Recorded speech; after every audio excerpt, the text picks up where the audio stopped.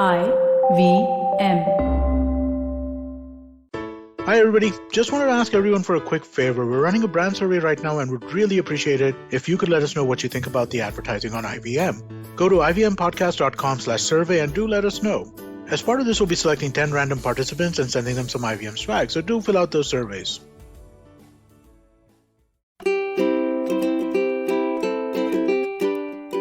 Hello and welcome to the Habit Coach podcast. I am Ashdin Doctor, your habit coach.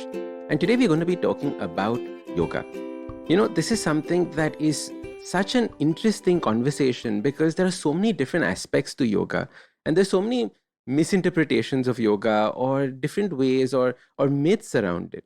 I remember when I started understanding yoga, practicing it, I had no idea what was happening. Especially since, I was working with these practitioners that have been working for so many years and everything they did seemed effortless. And I was like, how are you managing to do that? And slowly, yoga grows on you. And there is so much that we can learn from this practice. So our guest today is an expert on yoga. And we're going to deep dive into the different kinds of yoga. How is yoga useful? How can we start our own yoga journey? So join me in welcoming Namita Piparaiya to our Habit Coach podcast. Namita, welcome to the podcast. Thank you so much, Ashton. It's wonderful to be here and looking forward to have an engaging conversation on yoga and all things yoga. Yay. Namita, tell us a little bit about yourself. How do you get into this journey? So Ashton, I'm actually an ex-banker. I was in the corporate rat race for about 10 years before I found my passion in yoga. So I'm now a yoga and Ayurveda lifestyle specialist. I'm also a corrective exercise coach. And I like to integrate yoga, Ayurveda, and philosophy into my teaching and my content creation. So I write a lot, I create a lot of content, and I also teach yoga. Wow. So where did this journey start from? Like, how did you, what was the tipping point? What was the starting point for you? That's interesting. So I was actually offered a promotion at work, and that was a big break for me. And instead of being excited, I actually felt weighed down because that meant more time, more energy, more effort, because with, a promotion comes more responsibility. And I really had to ask myself, am I willing to give up all my weekends and my time for that extra pay and that, better grade? And I wasn't excited. And I think that was the moment for me. If I don't take up this promotion, what am I doing here anyway? And if not this, then what else? And that's when I started my journey in wellness, because that's what I always was passionate about. During my corporate world, my weekends would go into taking courses and studying these subjects. And so I just decided to go into it full time. So you had been already practicing it, or was it something that was brand new once you had this realization? I grew up in a family which was a lot into meditation, yoga, wellness. We used to have this Ayurveda magazine that used to come called Nirog Dham. It's a small publication from Madhya Pradesh, but we used to get it every month. I grew up reading it. It was just that environment that I really thrived in. So a little bit exposure was there, but I actually seriously started practicing yoga in around 2014. 2 years after that, I decided to become a teacher. Wow. Yeah. So when you started practicing, take us through that. Okay, so when you started practicing, was it easy? Was it hard? What was the stuff that was going through your mind? Why did you choose yoga over something else? So when I first started practicing, it was a small booklet in Hindi in my dad's library, yoga asanas, kaise kare. And I would just pick out postures from that. I was 12, 13. So I'd been practicing. I'd learned sun salutations on my own, but it was a basic practice, nothing like those advanced postures. I would just skip those in the book thinking, ye kaun karega? Like, who's going to do this? This is too complicated. Whatever was easy for me to do as a child, I'd do those. So that's how it started. And I kept up with it. But I moved to Bombay in 2014, and it was really, really stressful. Any North Indian, when you come to the city, it's super busy, it's super crowded, and rents are exorbitant. So that was very, very stressful for me. And luckily, wherever I was staying, there was a small yoga studio. So I started going there. And the practice would make me feel good. I would be like irritable, angry, and upset. But if I would do yoga for the day, I would feel good throughout. Now, I'd been physically active. I've been doing exercises throughout. I was into athletics and sports in school and college. But yoga was different. It calmed me down. So I actually started getting curious and I would Google, why does yoga make me feel nice? And I think that's where the journey started, that one question. What did you find out? It balances or calms down my nervous system because it's not fast, it's moderate pace and it focuses on the breath. So actually the magic was in the breath. And that's what, if you read ancient yoga texts, they talk about the breath significantly and the spine. So that was my answer. So breath and spine are definitely things that we have to touch upon Yeah. probably a little later on in the podcast. Yeah. But I want us to understand a little bit about the different kinds of yoga that is there. Yeah. You Yeah. know, like I remember going for my first class and they said we're doing hatha and there was hatha flow and then there was an ashtanga and Yeah. I couldn't understand what it was. And I kept telling people, what does this mean? What does this mean? Yeah. And I couldn't get a satisfactory answer. So for people who are confused, can you break down the different kinds of yoga? Yeah. So the original or the umbrella yoga practice is Hatha yoga. That was the original yoga, which started in the around medieval times. So you could say 14th century, 15th century, around that time. And that is those traditional postures we see, yogis hanging from the trees or sitting on a lion skin and then doing those sitting postures. So there was about 84 traditional postures that are attributed to that practice. We don't know what those 84 were. We know the names, but the images are few and far between. So traditional 84 postures of Hatha yoga. Then in the modern times, various adaptations have come through. And I think that's fair because modern times are different from medieval times. So the next main practice that came up was Ashtanga yoga, which started in Mysore. So Ashtanga yoga is a more dynamic, more aggressive yoga practice, which is very challenging. So if you see those headstands and chaturangas and complicated arm bars, they come into Ashtanga. It became popular because some foreigners visited Mysore. They really enjoyed the practice. It was more appealing to the Western audience, and then it started becoming popular. Then came what is called Vinyasa yoga, which is, so you can say Ashtanga yoga because it's very continuous and rhythmic is a form of Vinyasa. But Ashtanga yoga has its own set of fixed postures which belong to a school, and you can't change that. Vinyasa yoga is a dynamic practice, more like a low impact aerobics in which a teacher can choose posture. So I can make a Vinyasa class combining postures in a way that I find. And it's really creative and it's more challenging than traditional Hatha yoga. So Hatha yoga, you hold postures and you breathe. Vinyasa yoga, you move in and out of postures. Like sun salutation, right? You don't hold a sun salutation, you keep doing it. The sun salutation is a Vinyasa. Iyengar yoga is a type of yoga which uses a lot of props. It's more therapeutic. It's great for sports injuries and posture correction. So you'll see like many different types of props in Iyengar yoga. That's broadly the category. There's one more I would like to explain, which is power yoga. So power yoga was started by students of Ashtanga yoga, and they added their own postures to it to make it more challenging and resistance training oriented.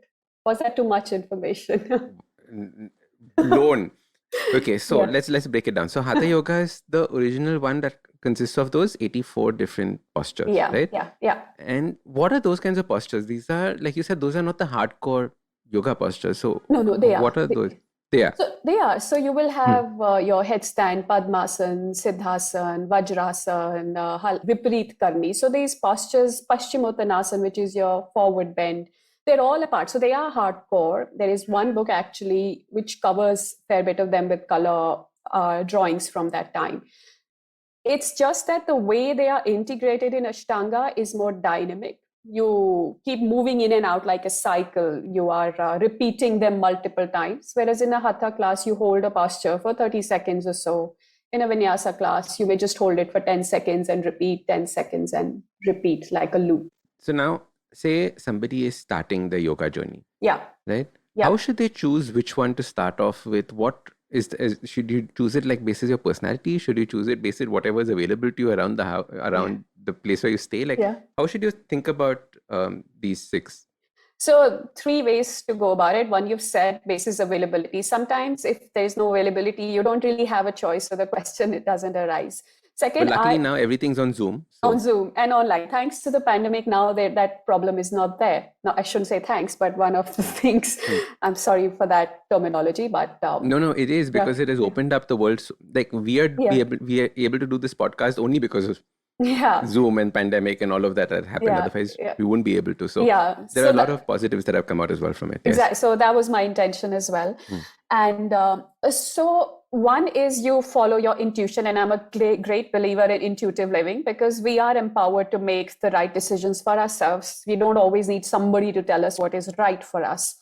So you should try different practices, and you may realize that you like some more than the other. I personally enjoy Hatha, although I've trained in Ashtanga as well. I personally enjoy Hatha a lot more. But I have students who enjoy Vinyasa immensely. They love my Vinyasa classes. So it is intuitive. You are all different, and you need to choose what you like. Second thing is you use Ayurveda, and that is where Ayurveda and yoga integrate, because Ayurveda has this personality assessment concept that we are all can be clubbed under a prototype of a certain prakriti or dosha type. And then depending on how your balance of energies is at a particular point in time, you can choose. So if you have a bit of Vata aggravation, which is the wind element, then you would choose Hatha, which is grounding. If you have more Kapha aggravation, you would choose Vinyasa, which is more mobile and kind of breaks the stagnation that comes with Kapha. But all of this can also be intuitive. If we are self-aware enough, we can make these decisions. So it's everybody likes different practice, and your choice of practice will change with time. In summers, I might like something. In winters, I might like something else. So that's very interesting. Seasonality in your yoga practice. Yeah.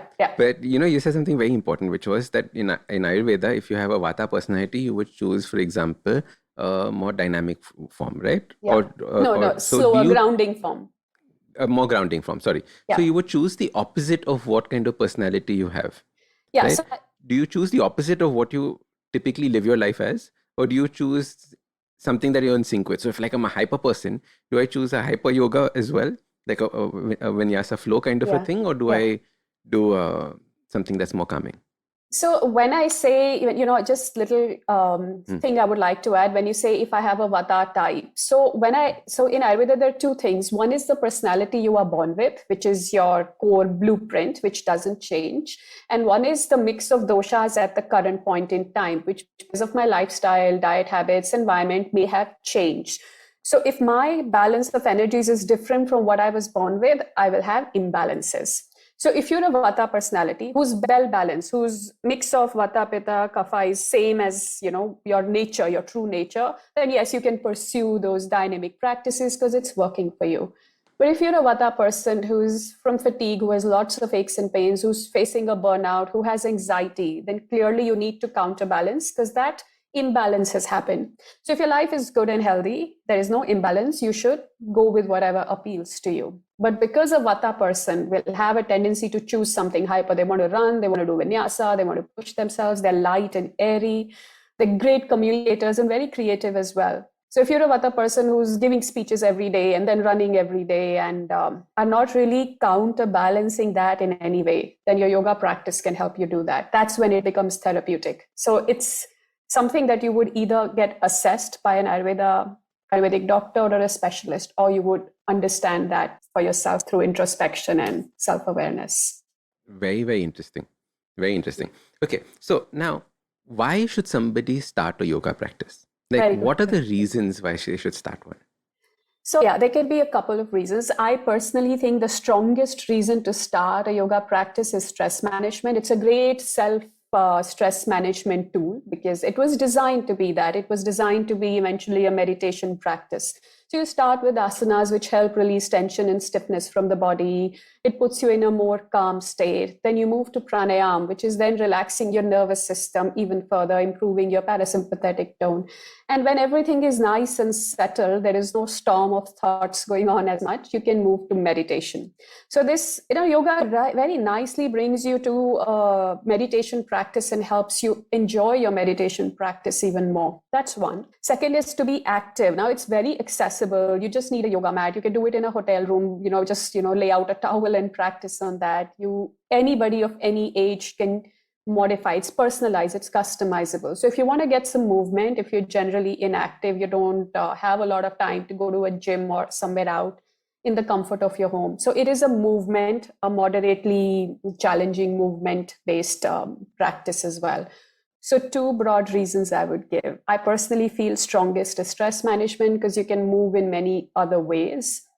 When it comes to yoga, and especially given our fast-paced, go get a lifestyle. Yoga helps you counterbalance that. Everybody's stressed for time. And given the nature of the world, I think most of us need to slow down, reflect, be in the moment rather than keep doing. So the two reasons. We're going to take a quick break.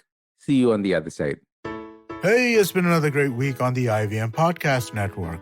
On this very special 150th episode of Advertising is Dead, Varun's in conversation with Pooja Dhingra, pastry chef, podcaster, and founder of Love 15 Patisserie. Do check out this episode for a look at her journey as a creator and entrepreneur. On Paisa Vaisa, Anupam is joined by Ravi Ravulaparthi, CEO and co-founder of Kapita FinTech. They discuss the problems when it comes to ESOPs, i.e. employee stock options. Facebook announced their rebranding and its ambitions on becoming a metaverse company. On Simplified, Tony, Chuck, and the others talk about what this means. On All Things Policy, Ruturaj Gowaikar and Aditya Parikh discuss the European Union's Arctic strategy. And on Say No to Drama, tune into episode Moodiness, My Birthright, as Chetna talks about how you can be as moody as you want to be. Do follow us on social media. We're IVM Podcast on Twitter, Facebook, Instagram, and LinkedIn. And do follow us on YouTube. We have a number of different channels. You can find them on ivmpodcast.com/YouTube, where you'll be able to take a look at all of the channels we have. And finally, we'd like to thank our sponsors this week: Cred, Bank of Baroda, Quarter, CoinSwitch, Kuber, Slay Coffee, Intel, and Oxfam India. Thank you so much. You make this possible. Welcome back. Let's jump into the conversation. What are the reasons that you've seen people get into yoga, which are all the wrong reasons? There are red flags that you're just like, okay, guys, not for this. Don't join yoga for this. I don't want to say that because I myself started doing, yoga for a wrong reason, so to say. So when I went for my teacher training, I had this very complicated pose that was my goal. And I'd send it to my mom, when I'm done, I will do this. So it was Pinch Mayurasan. A variation of single arm pinch Mayurasan. There you go. So I never achieved. I did a lot of other postures, but I lost interest in that because I discovered a lot of other things in my teacher training. So I think people should come to yoga for whatever reason, because eventually everybody starts noticing that it's making a difference. It's different from other things. When I started going for yoga I thought it'll be cool. I'll do splits. I'll do some fancy postures. And I was only working on them.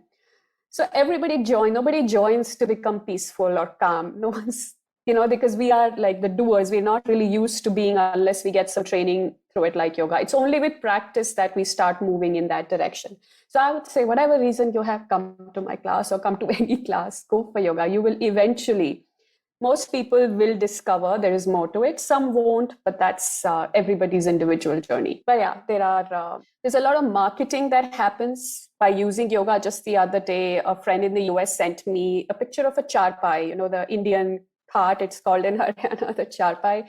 And it said yoga bed and it was $1,000. So you can add yoga to anything and it sells more. So there are a lot of things, you add the word yoga, it really has nothing to do with yoga. So that happens, which is more a capitalism fallout than anything else. Yoga for muscle building? It's not as effective. You would achieve more when you go to the gym with weights. It just would be faster. I wouldn't say why you would come to yoga for muscle building when you can do something else which will be more productive. But yes, you would develop some muscle tone with the body weight training. So typically when we think of the body, there are 3-4 things that people immediately talk about, right? So one is muscle building, one is fat loss. Correct? Yeah, belly fat loss and glowing skin and happens, wrinkle. Works, doesn't work, should come for it, should not come for it.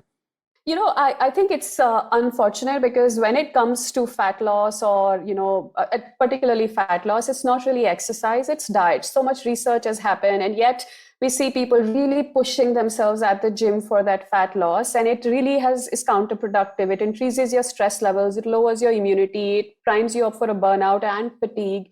So much happens. So I don't think you should use fat loss with any kind of exercise because it's diet, 80%. Yes, exercise would help, but after a point, your metabolism will reset, right? So it's not used for exercise is great as a fitness, as a mood boosting, and for many other muscle tone, whatever your goals are. But if it's for weight loss, it is largely diet. And actually, yoga might be more helpful because it helps you manage stress. It calms you down. One of the things I noticed with my yoga practice was that before I started, I was a dessert junkie. I needed sweet or cakes or, everything was always there in my house, something sweet.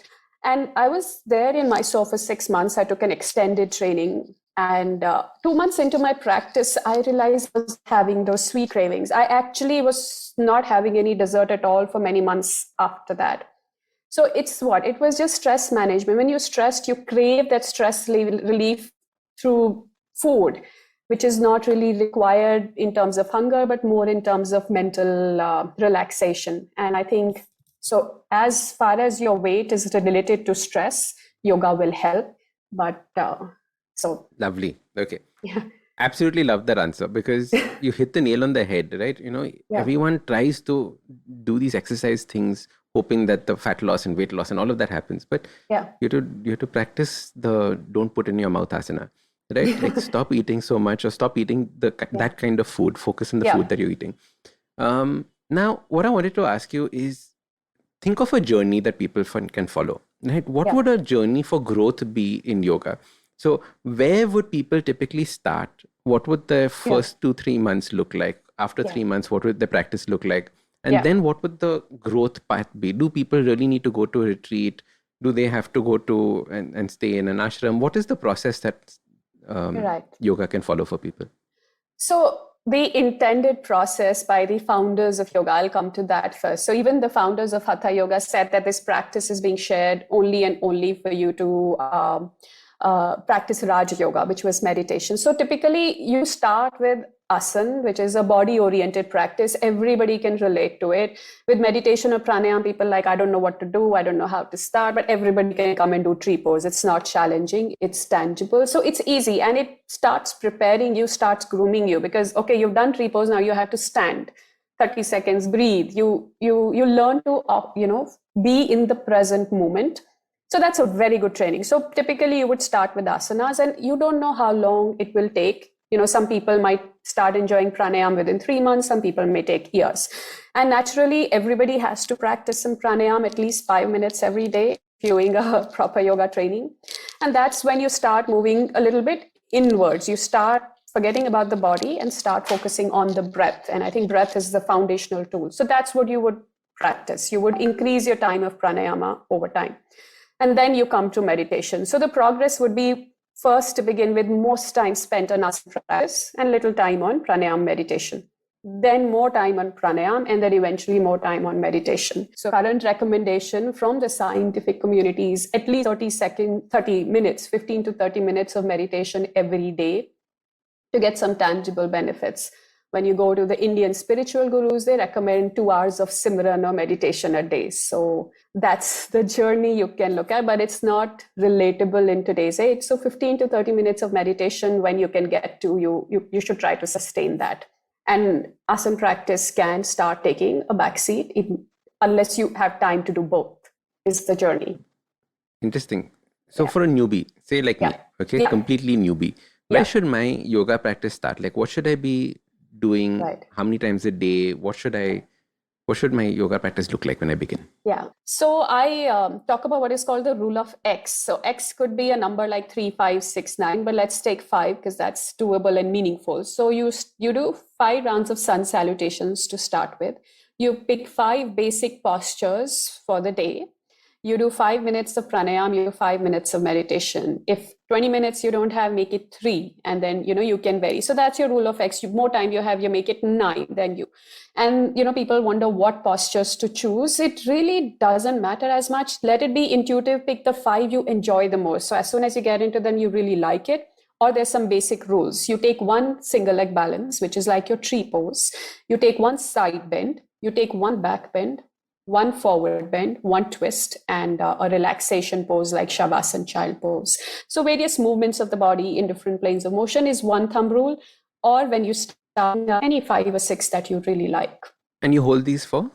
You hold these for 30 seconds, but if you want to repeat, you hold for 15 seconds and repeat 2 to 3 times, or you do 30 seconds at one at a time is also enough. Okay. So this is something that people can start off with at a very basic level. Yeah. So 5 sun salutations, 5 of these postures, 30 seconds each. Yeah. 5 minutes of breathing. 5 minutes of breathing. Yeah. 5 minutes of breathing, 5 minutes of meditation. You're done. Yeah. Sorted. Okay. Yeah.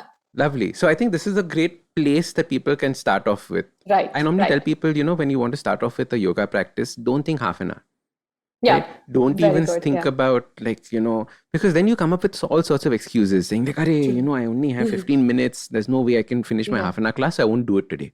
yeah, And yeah. I'm saying that is the trap that we fall in. And the kind of habit that you need to create is just to roll out your yoga mat.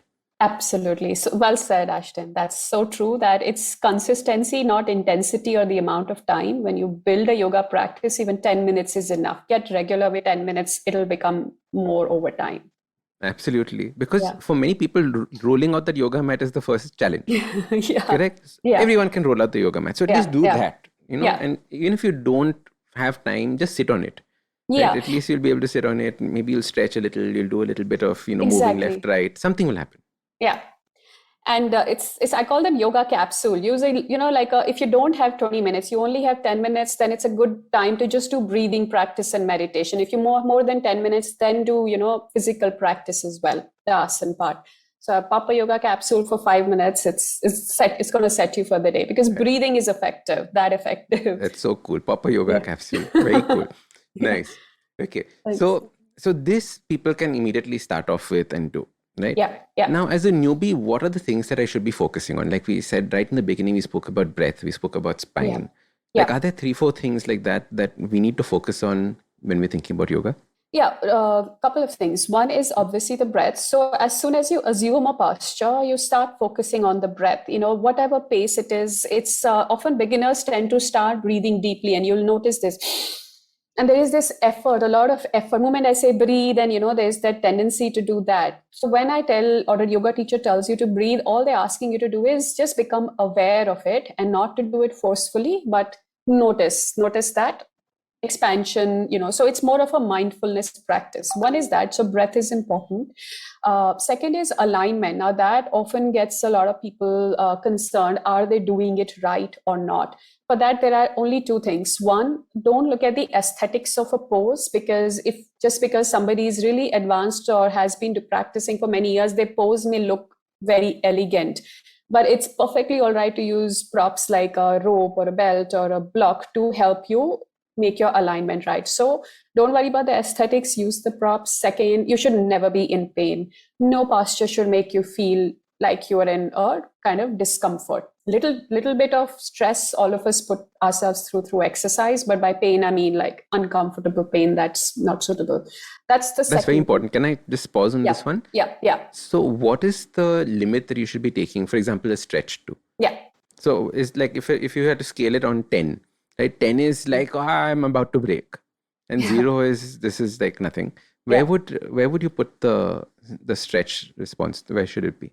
It should be your maximum and little less than, and dial it back 10%. So 90% of your maximum is good enough for you to start seeing improvement in flexibility. In fact, more than that, the body goes into stress and you will keep struggling between being flexible, not flexible, stiff the other day. So 90% is generally, and for 90%. Each person that threshold will vary. Where I am at my maximum or where someone else is going to be different. So don't compare. Your 90% may be different from somebody else's. Yeah, Namita, I'm telling you, yoga is so intimidating when you go for the first time and people are doing like the full hands on the floor and I can't even touch my shins. It's that's the position that you start off with, right? How do you get past that feeling of like, oh my God, like how, like there's this huge mountain that I have to climb, to even get to this point? If you're comfortable, you close your eyes and focus on your breath. It takes 3 breaths and you will forget about everything else. You start tuning into your breath. And that's the practice, because it's not, actually nobody is interested in what you're doing. People who are doing yoga only want to see how they are doing. So that it's like at the gym, it's everybody's doing their own thing and they're concerned with how they are doing. So your practice is entirely personal to you, and there's nothing wrong with the hamstrings being tight. There's a very good reason they would be tight. Maybe you're a runner. Maybe that's how your lower back is being supported by the body. Our body is intelligent, right? Our brain decides which muscle is going to be tight, which is not. So for your posture, that's great. Now you're trying to disturb that.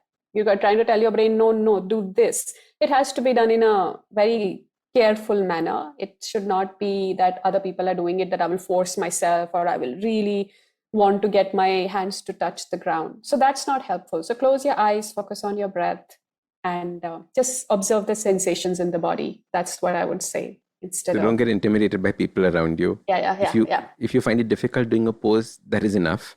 Yeah. Take it up to their 90% and continue. Yeah. Yes. Variability, right? We all are different. We all don't have to be the same. It'll be a boring world. So our bodies are different, and so do our postures look different. Teach us a little bit about how to use the breath. Okay.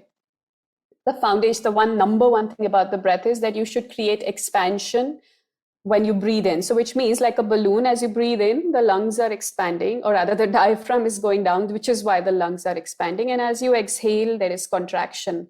A lot of people do the opposite. So that is a sign of stress. That is also something that aggravates stress. So number one, every day, sit down for 5 minutes, your beginning practice. Close your eyes, visualize your lungs like two balloons. Inhale, exhale.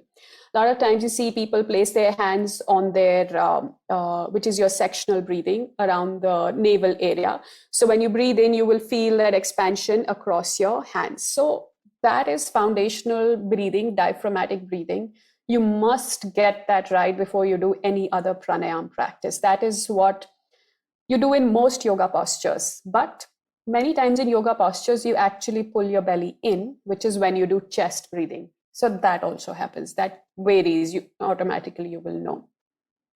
So these are, and yeah. And when you're doing a pose, for example, or when you're doing a particular posture, is there any cadence in breathing? So like I know people, like many teachers say that, and hold this posture for 5 breaths. Yeah. Right?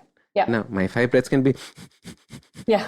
and done, right? But like, what do they mean by hold it for 5 breaths? How do you actually understand that 5 breath and use it properly?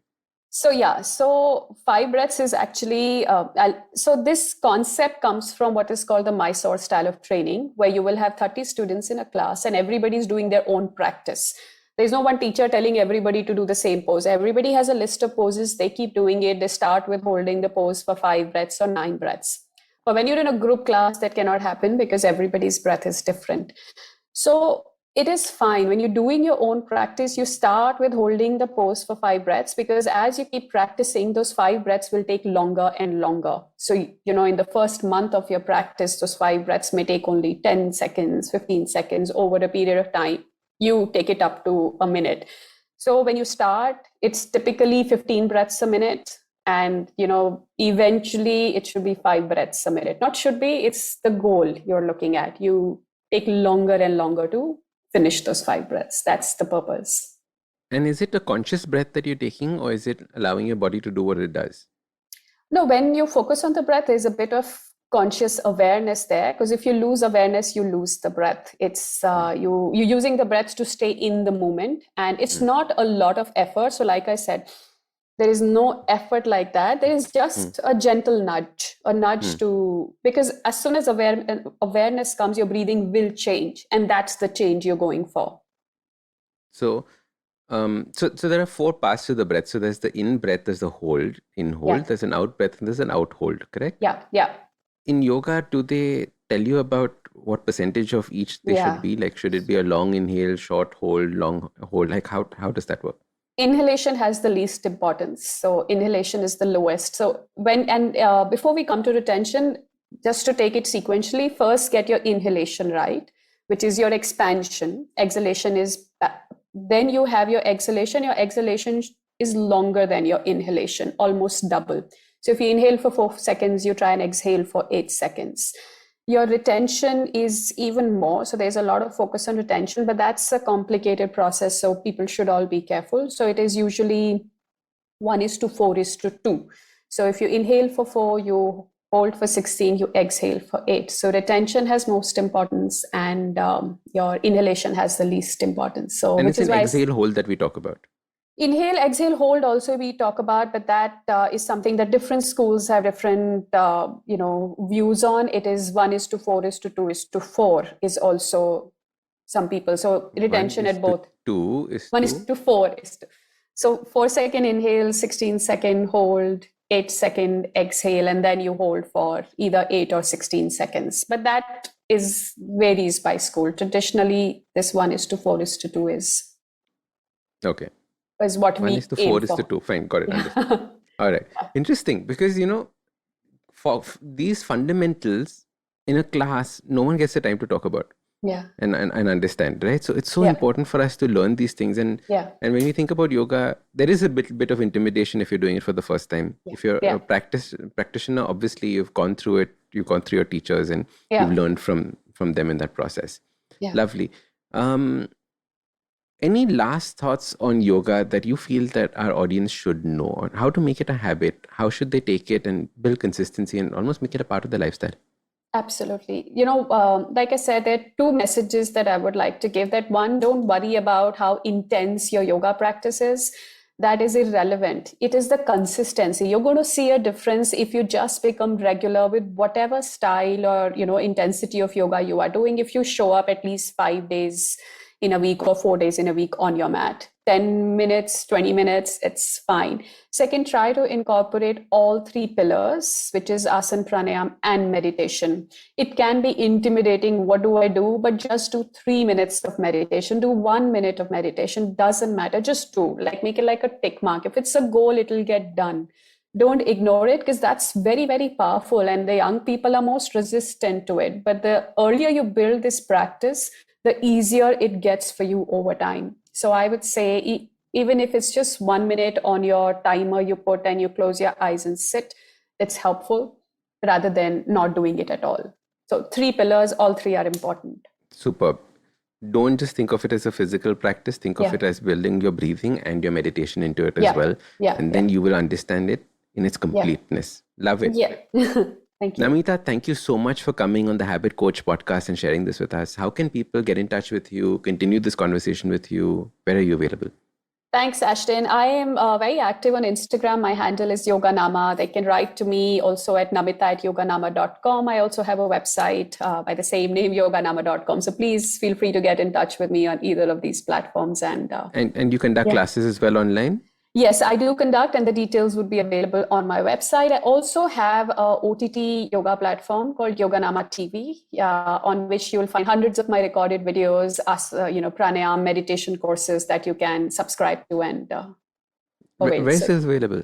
This is on my website. It's tv.yoganama.com. So tv.yoganama.com, just log in, and there are a lot of free videos as well. So please do look it up. Fantastic. Lovely. Yeah. Thank you. Thank you. Thanks, Ashdin. Thank you for having me over. It was wonderful chatting with you.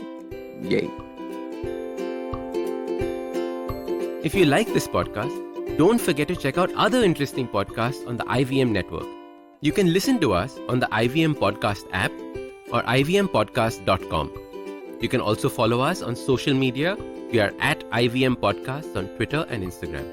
If you want to reach out to me, I am Ashdin Doc on Twitter and Instagram. You can find lots more information on my website, awesome180.com, or check out different content on my YouTube channel called AWESOME180. That's Awesome180. Usually in a podcast, it's me who speaks to you and you who listens. But I've been seeing your comments, and it's time. It's me listening to you. Following the overwhelming success of this podcast, the good folks at IVM Podcast Network have decided to come up with a Kannada adaptation of the show for those who prefer listening to it in that language. Do make sure you let your Kannada speaking friends know about this as well. Namaste, this is Cyrus Brocha. I am part of the government cancel culture program to remove rubbish off all the different streams available. So what we have is all the collected rubbish we put together on our show. It's called Cyrus Says. It's on IVM Podcast. You have to watch it and listen to it. It's on our app. It's on our website. It's on the YouTube channel. It's on Facebook. There are many different ways. Don't bother me and ask me how. You have to find out. We talk to different personalities. Many of them are known. Some are just people we meet downstairs and invite them up for chai. But the point is, it's fun and it's very therapeutic. So please join in and listen to Cyrus Says.